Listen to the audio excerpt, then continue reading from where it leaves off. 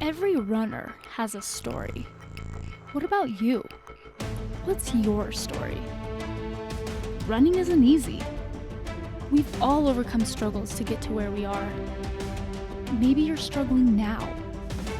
What is it that stands in your way of reaching your full potential as a runner? And are you willing to do what it takes to get there? If you're not sure, listen to this story about how this runner overcame an obstacle that seemed absolutely impossible. And remember, if they can do it, you can do it too.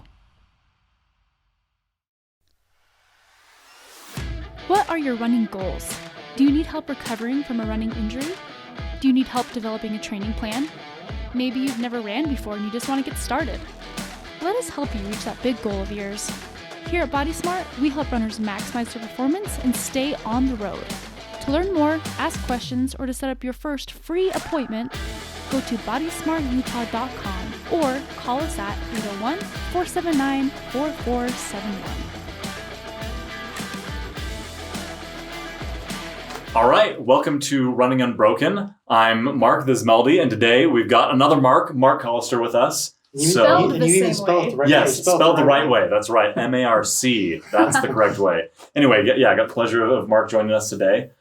So let's just dive right in. Just did a MET test. It was lots of fun. You're not totally dead. See, there's no sweat beating on there, so I managed to survive. Yes. Handle it like a boss. Melody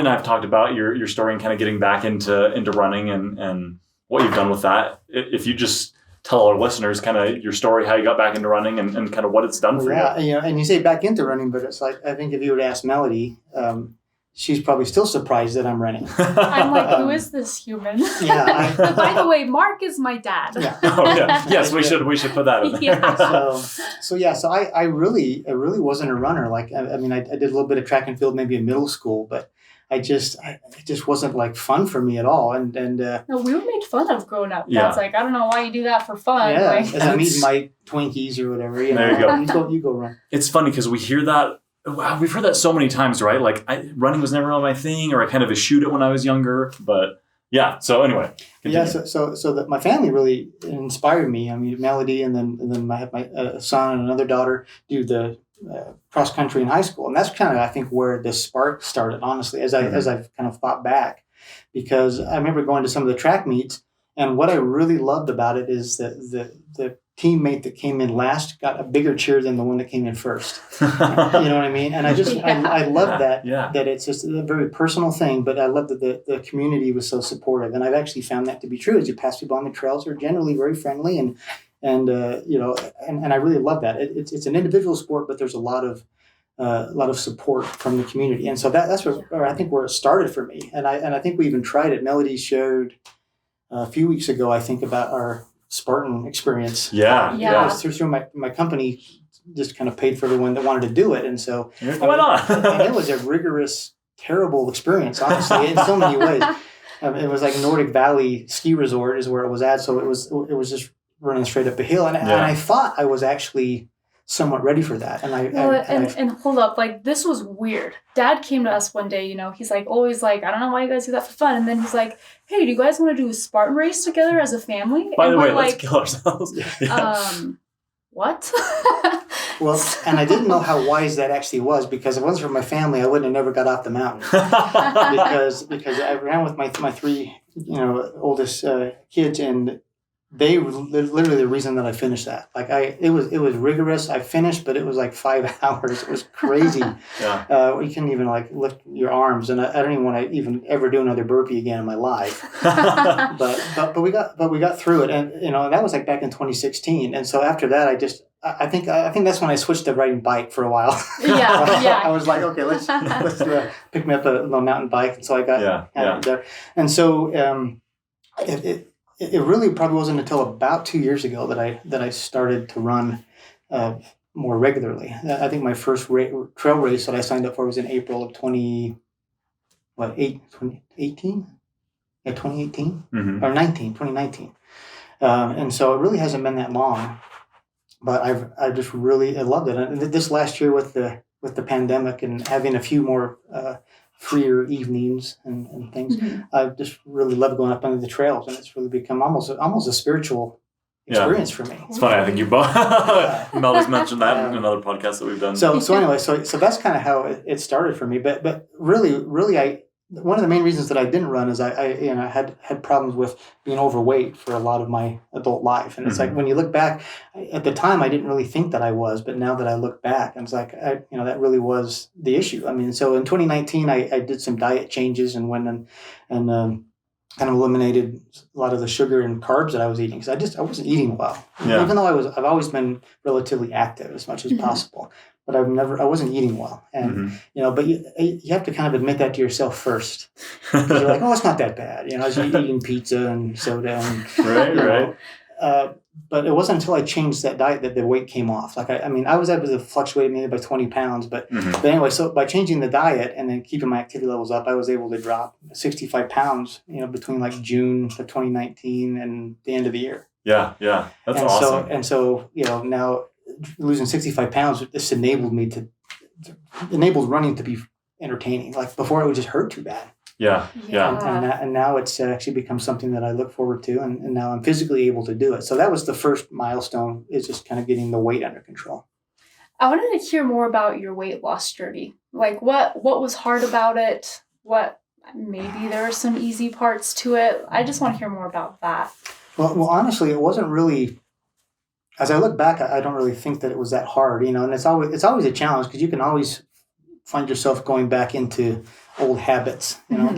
Bad food is so readily available and usually very tasty, and so it's really hard to stay away from that. I'm still a sucker for a chocolate chip cookie. I can't. Hey, we all need those. It's like my kryptonite, I can't even resist.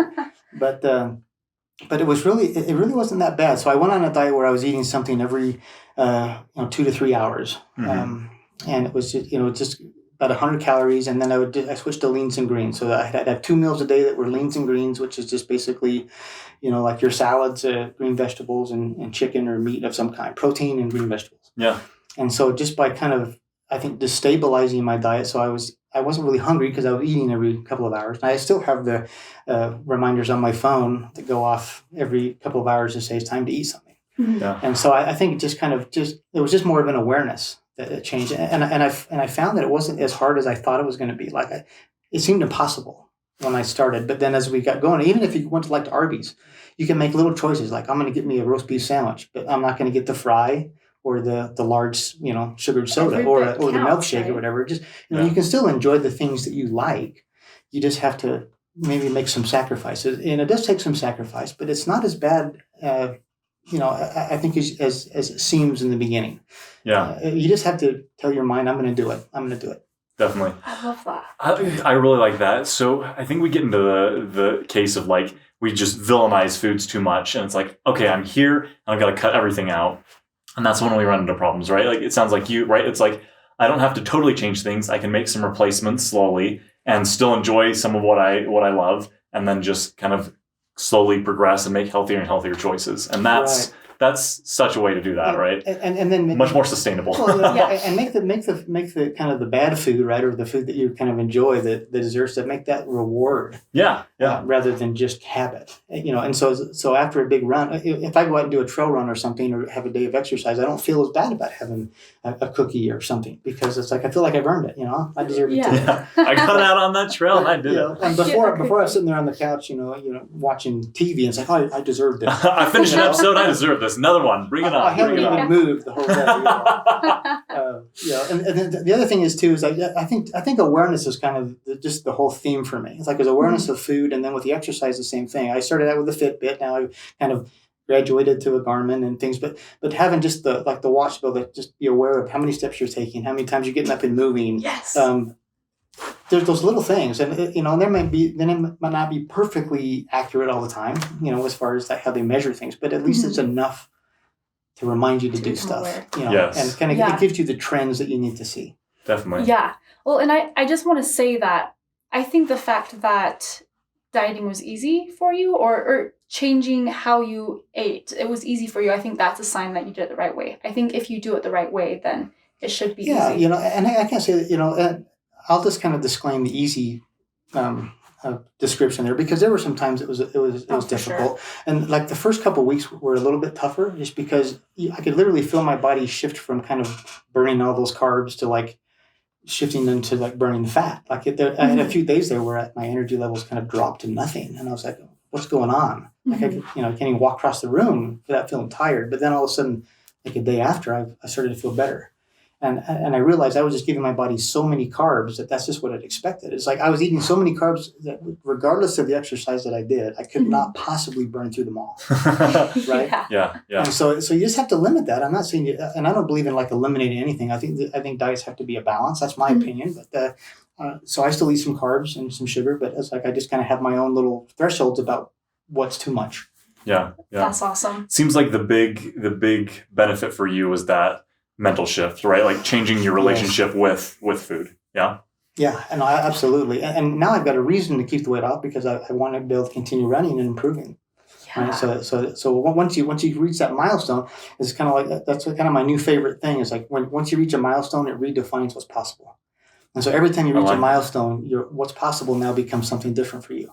And whether it's food or running or anything that you're endeavoring to do, milestones redefine what's possible. And so, that's kind of my theme, I guess. Yeah, no, I love that. That's what we're all about here, right? Like you're not ever reaching the destination. It's a journey, right? I love how you put that, redefining what's possible. I think that's a good soundbite right there. It is. I feel like that also needs to go on a t-shirt. Yeah, redefine what's possible. Yeah. Because we were talking, but so I went from like almost like making fun of runners, like you go ahead and run, I'm going to sit here and eat, or whatever, or I'll do whatever, and to actually like really enjoying it. So the first thing was like a mile. Like I just got to be able to run a mile, and I got that little app that Couch to 5K, yeah. And so it would tell you to like walk for a little bit, and then run and walk a little bit, and then over like 3 or 4 weeks you were running a 5K theoretically, right? And so I kind of used that, and that helped a little bit. But that first mile was the first milestone. Like I can now run a mile without stopping. And then it's like, okay, now you set your sights to the 5K. And I remember telling Melody, so if I can just get to a 5K, I don't care if I ever run any further than that. I just want to run a solid 5K. Yeah. And then you get to there, and your brain says, no, a 5K is possible. So what's next? Well, let's try a 10K, right? And it's like, and so now, I mean, I uttered the words I never thought I would say, but now I'm training to do my first half marathon. Yeah. On my 49th birthday. All right. So I love it. Who would have thought? So weird things happen, and things again. What's possible changes as you change. Yeah. And as you reach those milestones. For sure. How do you feel like making these changes has kind of changed your relationships with the people that are closest to you? Oh, I mean, Melanie might be able to answer that better than me. Just my family. But when you feel better, everything just seems better. Yeah. And so I'm a big advocate of that. Like I didn't realize like how poorly I was feeling until I felt different. And I was like, no, you know what I mean? Like I just have more energy. I feel like it's just, I don't know. You just want to do more. And so I think that's just naturally improved my relationships with others. Yeah. And improve my job and everything else because now I'm like, I'll go, and I have a very supportive boss too that doesn't mind if I take off at lunch and just go for a quick run and come back, because then your mind's clear, you got blood flowing, and I feel like that I'm actually more productive if you take that time to just exercise, take care of yourself, and then you're more productive the other hours of the day. Yeah, for sure. Well, and I just have to say how awesome it is to be able to run together. So, well, growing up, our thing was karate. We did karate together, and it was super fun to do that. Outside of karate, and I'll just be honest here, like we didn't do a whole bunch together because you didn't have a lot of energy. True. So it's true. This isn't accurate. Well, but I was a workaholic, I work with databases and computers and things. So I'm sitting at a desk, right? And so that was really kind of the change in my life that kind of, took me down that wrong path for a while. Like I just, working 10, 12 hours a day, and then you're just mentally exhausted when you get home and you just don't want to do anything. Right. And so not to make that as an excuse, but that is a problem. Like, I mean, we're so inundated with our technologies and computers and stuff that there is such a thing as mental exhaustion. And it's like when you're mentally fatigued, you don't want to do anything physical. Yeah. Yeah, for sure. It's been awesome as you've lost this weight and as you've got more active. the things that we do together. Now we go home with their parents and we're like, let's go on a walk. And every time Dad and I get together, it's not even a question. It's like, so where are we going to run? Where are we going to run today? You're coming out. Where are we going to go running? And I got my brother. My brother, I had to like drag him to the first trail race, and now I can't keep. Oh up yeah, with now he's like an ambassador at the Utah running shop, and oh my gosh, it's contagious. Running is it's contagious, but it's just. And we've always gone like hunting and camping and stuff since we were kids, so we're always. We always have good experiences with the outdoors, and now it's like it just gives us one more thing that we can enjoy together. So I've done several runs with my brother, and we've done a lot of the Bonneville Shoreline Trail here in Ogden, and so it's just fun to see new places. So you get an exercise, but you're still seeing new things, and that's what I love about the trails. And I think this is one. Well, I know this is one area we are really similar, but I know you have a deep love for the mountains. I got my love for the mountains from you, and I think that's just another thing is being able to immerse yourself into the mountains and just be up there and to see more things. And the more fit you are, the more ground you can cover and the more things you can see and the more time you can spend up there. Yeah, I was talking before, like at the end of the fall, I was running one of my favorite trails, and I knew it would be probably the last time I ran it that year because the snowstorm was coming in, right? And I literally was like emotional about it. Like I'm not, even though I knew it was going to be there next year, it's on a trail, right? But I was like, I'm not going to need to see this for a few months, and I was devastated. Like it just became such a natural thing for me just to be able to go experience that, and it's so therapeutic in so many ways that I just I miss it. And I've been able to get out and do some good snow running too this year. I kind of swore I wouldn't do that, but I had some good influencers that pushed me to go out and do it anyway. So, because treadmills are just torturous for me, I just can't deal with it. Yeah, it's very last resort for me. I just love being outside. So, but yeah, so I'm really looking forward to getting up when the trails dry out a little bit. Right now, they're all pretty gooey, but yeah, I know we were had a few falls, right? Yeah. You were telling us about your. Yeah. So you have to learn the features of your watch before you just take off. Because the new watch had this auto assistance request or whatever, like emergency assistance request, and I took a stepped on some ice and slipped, and I got up, and after I recovered, I looked down at my phone, said sending alert, and it was sending a message to all my family, come get Marc, he's passed out on the trail up there. And I'm like, no, and I'm pushing all these buttons trying to shut it off. It was crazy. If somebody would have been filming it, it would have been hilarious. That's like when cell phones first came out and you'd like accidentally press the internet button and you're like, no. Yeah. And then so I finally got it killed, and then it killed my stats. And No! Halfway through a great run, and so I messed it up. It's like nobody wants 2 segments for the run. You want to see the whole picture. Yes. Oh my gosh, but we were talking about this. We always talk about how, like you always call me and be like, I had an awesome fall today, and I got an awesome bruise on my leg. And we always talk about how you just feel so awesome when you fall because you're you're going so fast, and then you fall. There's like mud and dirt in your face, but then you just get up and keep going, and you're like, man, I'm so hardcore. That's the one last week. I got tangled up in some tree branch because that's one of the dangers right now. Is that all the branches that have fallen over the winter, they're everywhere. Down trees and things. And so I was running. I got tangled in it, but I just rolled and spun out, grabbed the stick, and I just hurled it. I probably went 100 feet, and I just kept going. I got my revenge on the stick. That stick is probably still flying. I mean, but it's just that's another. Those little moments you wish someone could have filmed it, because it's like I would have liked to have seen that from I can see it very clearly. I can imagine you're probably pretty angry with that stick. I could just see. Well, for a minute I was, but I got past it. But yeah, it could have been a lot worse. That's always a fear of. That's one of the things I also love about trail running is because you can't completely zone out. You have to know where each footfall goes, and just one wrong placement, and you can be in a world of hurt. And so you have to be really alert the whole time. And so I feel like there's also a mental exercise you do when you trail run, because it's a mental exercise to try to make sure you're safe and that you're staying on the trail and you're not stepping on things that are going to twist your ankle or your knee or whatever. So I like that challenge as well. So it's not it's one thing to get out on a set of an open highway and just put in the music, and you don't even have to remember where you are. You just go, right? Yeah. But trail running just has that complexity that I love. It just that mental alertness. So I think it sharpens that too as you go. Yeah, for sure. I like that a lot too. I want to... Oh, sorry. Oh, no, you're good. You're good. I want to come back to the Spartan Race. Since this is where it all began. I want to get more details there and just more insight into what you were thinking and what you were feeling. So maybe just start from the beginning of the race. And, like, I know you're pretty nervous. Oh, I honestly didn't even know what to expect, you know? Yeah. You just see pictures and stuff, and I'm like, oh, I'll get through. I was getting to the point where I may not be fast, but I'm slow and steady, but I'll get through it, right? Slow and steady wins the race. Yeah. But me, Ashley, and I were super excited. Yeah, I mean, so there are a couple of things that I really learned, and one is that I didn't drink enough water.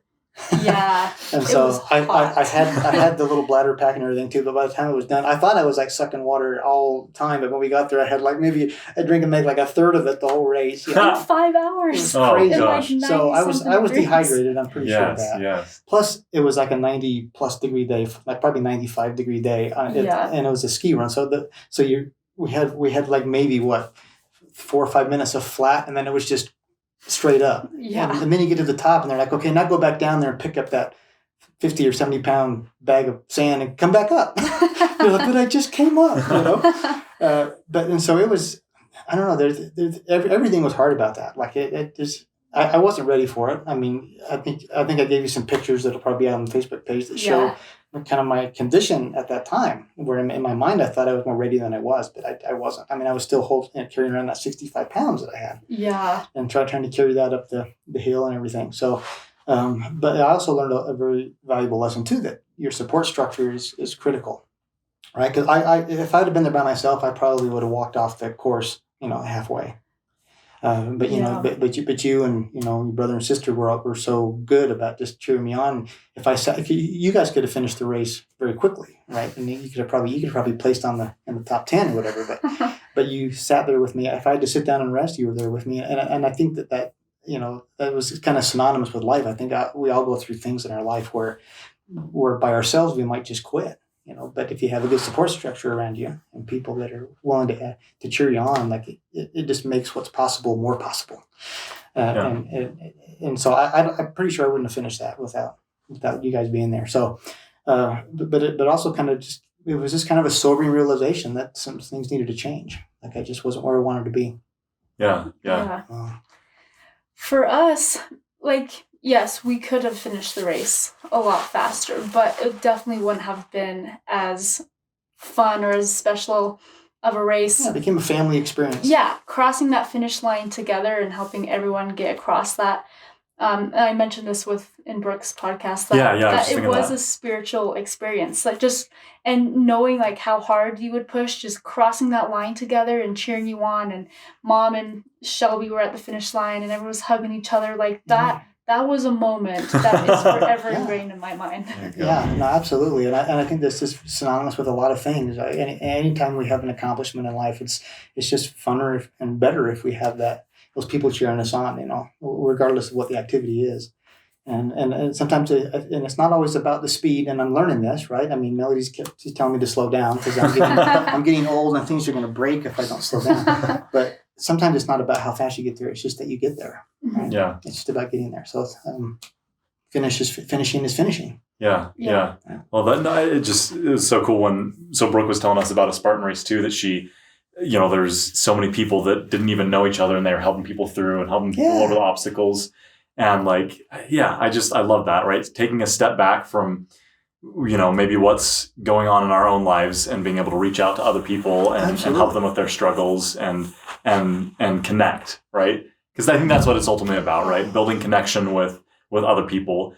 And when we're able to do that, it seems so cliche, right? You always hear like, when you're really going through a tough time, help other people.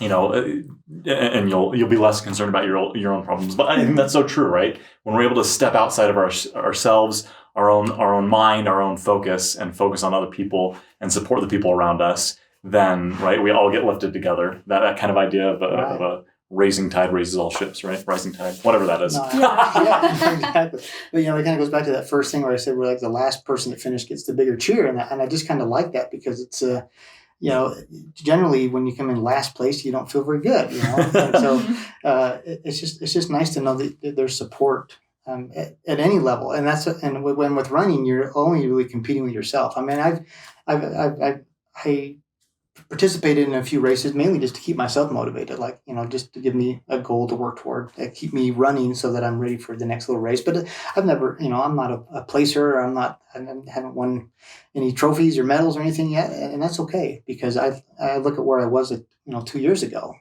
to what I can do now. And I can't even believe it myself. And so who knows what's going to happen in the next, few years, whatever. So it's really just about, challenging yourself, setting that next milestone, and then just working toward it. And that's what I've loved about it. Yeah. So I want to hear a little bit more about what it was like, just kind of getting inspired by your own kids to get into being more active and to get into running. I know you mentioned that a little bit, but I want to hear kind of what that process was like and kind of the things going through your heads and how that shift went. Well, and I think that the joking is kind of a self-defense mechanism, right? When you make fun of somebody, in reality you're jealous that you can't do what they do, right? Uh-huh. And so that's why I think I always kind of poked fun at the running when I couldn't do it, because I knew I couldn't do it, right? Yeah. But like you said, Millie, you mentioned the karate, and I've been studying American Kenpo karate since I was 15 years old, and so I've been about 34 or so years doing that. So I've always 7th degree black belt. Woo! So I have a few accomplishments there, but it's like, but even that's improved. Like, I can do things now that I haven't, even in the martial arts that I haven't been able to do since I was a teenager. So it's really cool. That's so cool, yeah. So to kind of come back and remember what that feels like is good. I mean, you can be a little overweight and still be pretty good at some of the martial arts, but it definitely helps when you don't have that extra weight to lug around.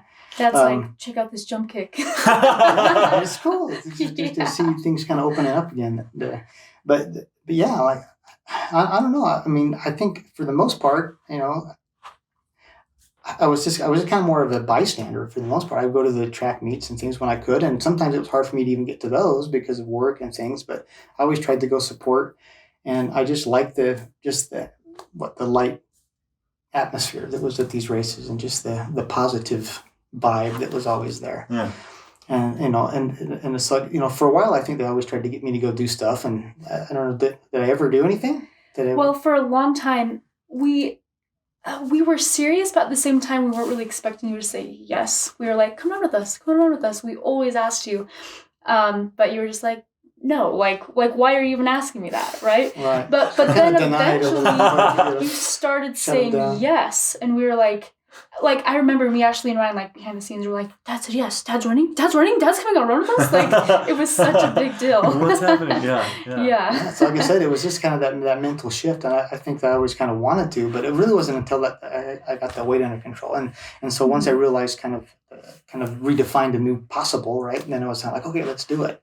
But like all of the kids did well with that. I mean, my son Ryan, daughter Ashley, I just saw the love that they had for it. And I'm just like, I kind of want a piece of that, right? And I had that with the martial arts. I mean, I've had accomplishments and things that I can be proud of over the years, and so I have accomplished some things. But it's like, it was just kind of one thing that was just out of my grasp because of the weight. Yeah. Right. And one thing that I'll say is, doing karate together growing up, you're always, like my karate mentor, and you always taught me, and I always came to you for questions, and I feel like we grew pretty close doing that. I feel like it's kind of fun how in some ways roles have kind of switched, where now I'm teaching you how to run, and it's fun that we have. Well, look, I've got a great, like, you talk about the support structure. I've got physical therapy resources, and my other daughter is a health coach. Mm-hmm. And so I've got nutrition coaching there, right? And so I've got all kinds of good advice flowing in now. Yes, and it's great because I'm open to that now. Like before, I was just like, oh, whatever, I'm never going to lose the weight. You just kind of get to that point where you're just like, what's the point? Mm-hmm. I've tried for years. I mean, it's probably I was overweight probably most of my adult life. From late mid 30s or 30 to into my 40s, and it's like anything I tried just didn't work, and so it was very discouraging. So to finally now have you see that what is possible, and now someone tells you to try something with your diet or with your exercise. Well, you bet, yeah, let's try that. Because now I know that changes can make a difference, and changes can alter your course. So yeah. I mean, it really, the theme that keeps popping out to me from what you're saying is just really that whole mental shift and really kind of believing in yourself and maybe from kind of a negative place that you were in mentally to more positive and more hopeful. Yeah. Is that I'll tell you, like I said, the first time that you run that 5K without having to walk once, it's like, I mean, it's just, you can't really describe that. It's like, look what I did. Yeah. You know? Yeah. Mm-hmm. Whereas before, I struggled to like run. I go to the high school track where it's just flat and you just run in a circle, and I couldn't even run that 4 times, you know, without having to stop and walk. Mm-hmm. And so just to be able to see those steps is just great, you know. And I've loved this podcast. It's one of my favorite things to listen to each week, and because I love hearing the different stories about how people overcome things, you know. And I when I look at myself, I don't know that I've necessarily had to overcome like huge, crazy obstacles like some of these folks, or you know, I haven't done my ultra run yet or whatever, and you know, I don't know if I ever will, but you know, who knows? I didn't know that I'd ever be training for a half marathon either, so. Again, you redefine what's possible. So, I don't know. It's been an interesting journey, and I'm hoping it's just the beginning of it. Yeah, and not the sure. Sure. As long as something doesn't break, we'll keep going. Hey, even then we can deal with that. Oh, right. And I said, I got resources. Right? Yeah, resources. But. No, I love that. And maybe it's not a quote unquote big story where you were run over and your doctor told you could never walk again. But the thing is, you still overcame some really big challenges that I think a lot of people face. I think a lot of people deal with negative talk, and a lot of people deal with weight and struggling to lose the weight. What you overcame is huge. It is for those that have been overweight for a long period of time. It is a pretty surmountable obstacle to overcome. Like it's very. I don't know. It gets discouraging. You kind of lose hope.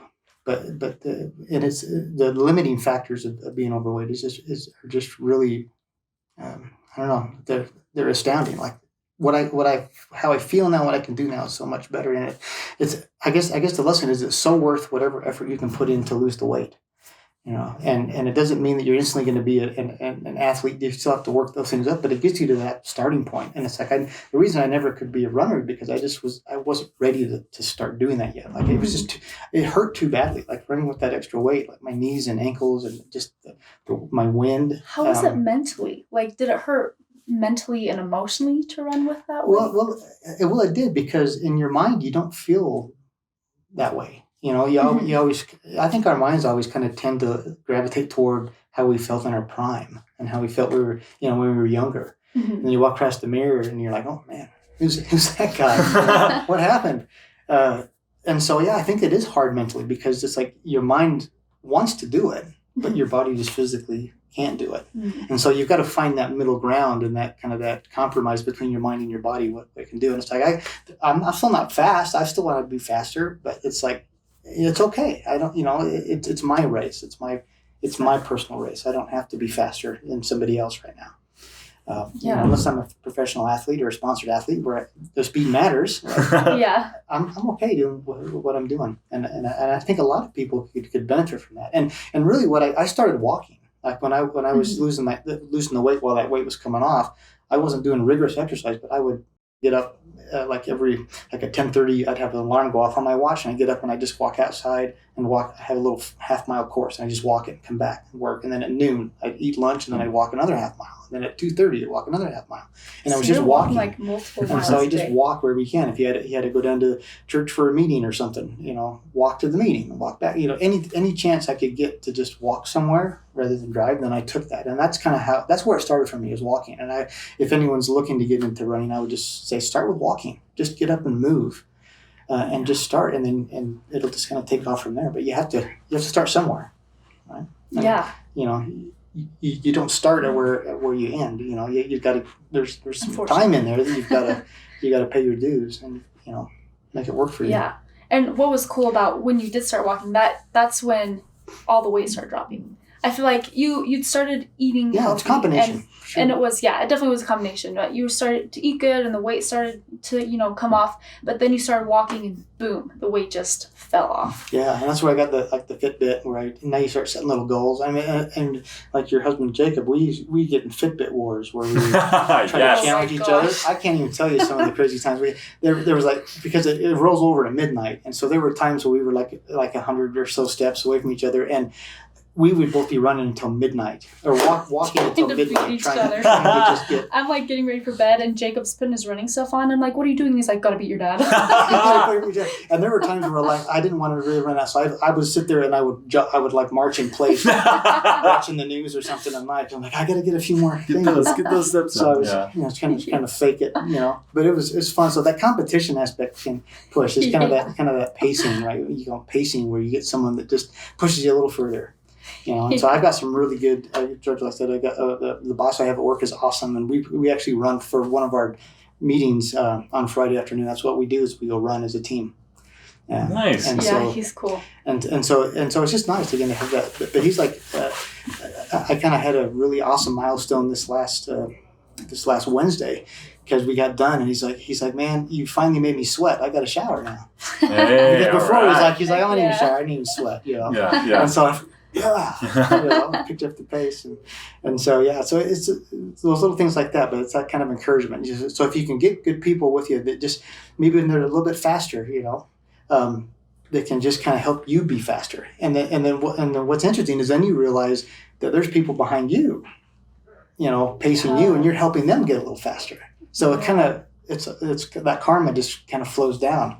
And I've had several people reach out to me on Facebook and stuff that I post a few pictures and they're just like, this is inspiring. The CEO of my company came up and said, what you're doing is inspiring. So you got me running a little bit. So you don't know who you're influencing. Yeah. And so it's just nice. So the inspiration kind of flows. Yeah. Downhill. So when you're inspired, then you become able to inspire others. Yeah, and I think that's a big theme that we've picked up in this podcast. Definitely. Everyone always talks about other people who inspired them to get to where they are. And now here they are telling their inspirational story and inspiring all these other people. It's really cool. Yeah. I mean, but I think like the biggest lesson for me is like, really if I can do it, like, I'm a computer programmer, this is the best. If I can make the change and do it, like literally anybody can. Like it's just that mental shift, and you just have to carve out time. Like we all have the same 24 hours in a day, and the biggest myth about time management is that you can get it all done. That you can't, and just face that fact that you're not going to get everything you want to get done accomplished. But what you can get done is what's most important to you. So you have to decide, to yourself, what is that to me? What is most important to me? If getting healthy is important, then you can make time for that, and it doesn't have to be. I mean, there's times where I committed I was going to get my 5K in, and it was 11:30 at night, and I just said, I'm not going to fail. And I was out on the treadmill in the garage at 11:30, just getting my 5K, and I'm just going to do it. Like I'm not going to fail. So once you make that goal, just do it. I mean, don't overdo it, but do it. Yeah. Yeah, I really like that. So it's funny because I am totally one of the people that's like, I'm going to fit everything in a day. I think Melanie and I, we've all had these conversations about like, like I want to get all these things done. And so I like what you said, right? Like realize that like we can't get everything done in a day, and that's okay. Mm-hmm. But like, let's prioritize what we want to get done most, and then things will work out. Yeah. And if you can at least get done what you value and prioritize, then if you want to binge watch a season on Netflix, then that's okay. You've accomplished what's earn some cookies after watching those episodes. Eat a cookie, totally. Right? So make those little life's pleasures, those little guilty pleasures, a reward rather than just a habit. Yeah, I like that. So one of the things that we really aim to do with this podcast and with everything is just to make running accessible to everyone, to make fitness and having an active lifestyle accessible to everyone. And so I want to know, what would you to say to someone that like maybe is in your same situation, someone in your shoes, what are the words of advice, words of encouragement that you might give to someone that's dealing with those things? Yeah, I would just say start slow, but start, right? I mean, just start walking. If you like trails, if you got a trail next to your house, go hike it. You don't have to run it, but go hike it. If you're not near a trail, then just map something out. There's lots of apps, Google Maps, Strava, all kinds of things where you can map out courses and things. And just set a goal. I'm gonna walk a half mile today, or maybe it's steps. I'm gonna do start with 5,000 steps, or even 1,000 steps. If you're not doing anything, just do something, and just set those little goals. Because like I said, once you reach the milestone, even if it's a small one, now you've redefined what's possible. I hit 1,000 steps today. Tomorrow I'm gonna do 1,500. I hit 1,500. Now I'm 2,000. And you get up to your 10,000 steps or whatever a day, and then you can start. Okay, I want to run a mile, and so don't get frustrated if you just can't do it right off the bat. And I think a lot of people try it. Like, they go to run. I can't even run a mile. There's no way I'm going to do this 5K. Or sign up for a 5K just for fun and just walk it. Mm-hmm. Yeah. Who cares? You don't have to be competitive. So that's my advice, is just decide what you want to do. If you want to ride bike, that's fine. Find something active. I like things that you can track so that you can kind of have statistics to help you. Like I like the steps and the miles and the distance and that kind of stuff, because it gives you something you look back on and see improvement. And I think we all need to see that sometimes. We need to kind of see that our metrics are getting better, right? Even if it's just steps to start with. If it's diet, do the same thing. Find a program that works for you. There's lots of good ones out there. Even if it's just calorie counting, MyFitnessPal, there's lots of apps you can get. So it's just be aware. If you want to accomplish something, to be aware of what you're doing now, and then figure out how you can change it. Love that. Because I think we do so many things we're just not even aware that we do them. Yeah. If we truly knew how much time we were on our phones a day, it would probably be devastating. If we knew how much TV we watched, if we knew how much we sat at a computer, or if we knew how much junk food we ate, right? Mm-hmm. Until you are aware of it, until you measure it, you can't answer those questions. Yeah. But I can almost guarantee you that it will be surprising when you measure it. So I think I get the screen time report on my computer once a week, and I'm like, no way. You're lying. I must have just, there was a monkey typing on there. That's what it was. Seriously, I know. And so once you have those stats, it's like, it's kind of a slap on the face sometimes, but it also, those realizations, those aha moments are what kind of help that mind shift. Yeah. If you don't know there's a problem, you can't fix it. Yeah. So. Well, I have one more question for you, and I hope you don't mind me asking this. I know some of our listeners are spiritual and some of our listeners are not, and, either way is okay. I know you are a spiritual person, and I guess I'm wearing my God's Got This t-shirt today. But I'm just curious how you feel like God has helped you on this journey. Well, I don't know. I don't know what he doesn't help us with. Honestly, and even the trials, I still think is God helping us, because you don't really truly improve until you've had some type of a refiner's fire or some type of a challenge to overcome. We just had the birth of our first grandson here a few weeks ago, and you're thinking about just when a baby's born, it's not easy for the mother or the baby, and that's synonymous with life. If you want something, you gotta work toward it. Even if it's just being born, you gotta earn it, right? And I think that's true. And so I do believe that God looks after us, and I do believe that faith is a real thing. I believe that prayer is a real thing. And if you've been out running in the trails, whether you're spiritual or not, you can't deny that there's just something about being out in the woods and just feeling the peace and just kind of that serenity. And I believe that's also an attribute of God in our lives. And so I don't know. I don't think God always sends us down the easy path. What I think is really interesting is that it's just like anything. If you have a cluttered home, then it's really hard to feel at peace. Mm-hmm. And the same thing with yourself. If your mind is cluttered, right, or if you're not happy with yourself, or if you're not achieving your goals, if you're not feeling physically well, it's hard sometimes to feel that peace and the serenity that you can get from God or religion or whatever it is that you believe in. I think that you have to kind of, tidy yourself up, if that makes sense. And so I feel like that this, getting more in shape and running has just helped me in all aspects, including my, religious side, because I'm feeling more at peace with myself. And so then I can, reach outward, if that makes sense. That's awesome. I love that. And I know we're getting close to wrapping up here. I just want to add my perspective, because I feel like this is important. Well, I'm interested in it. Yeah. Just my perspective of the whole journey. And I know I've already thrown tidbits in there, but it just has been so fun to watch your transformation. And I feel like we've grown closer together, and I feel like the whole family has grown closer together from it. And just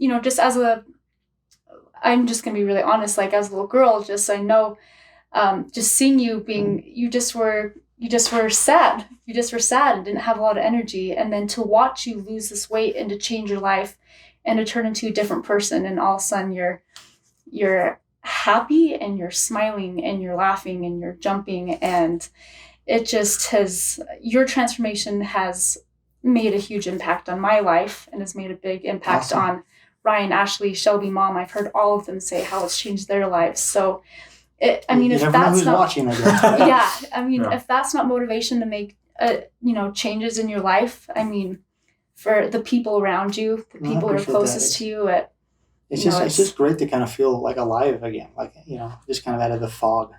Yeah.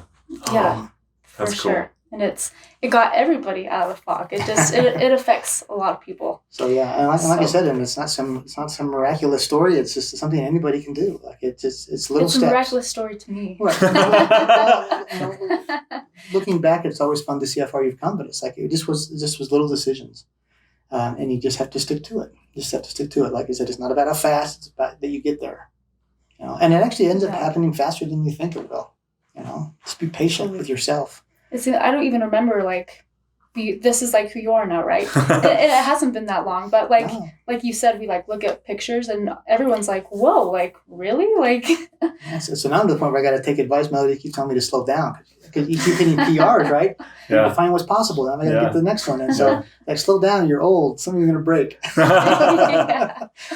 So we don't want that.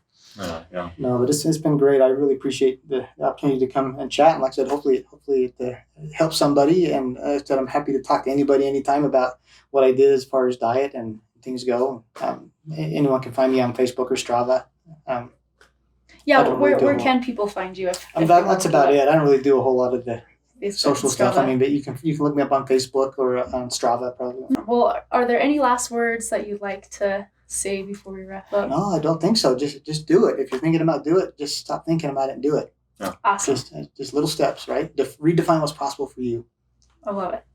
Awesome. Well, thanks for coming in. It was awesome to interview you. It was really fun to have you in today. It was fun to do the vet test. So yes. Yeah, we appreciate it a lot. Don't forget to like, comment, subscribe, and share this to someone who you feel like needs to hear this message. And we will see you next time. Thanks for listening to Running Unbroken. Don't forget to follow us on Facebook and Instagram, and reach out if you or someone you know has a story to share.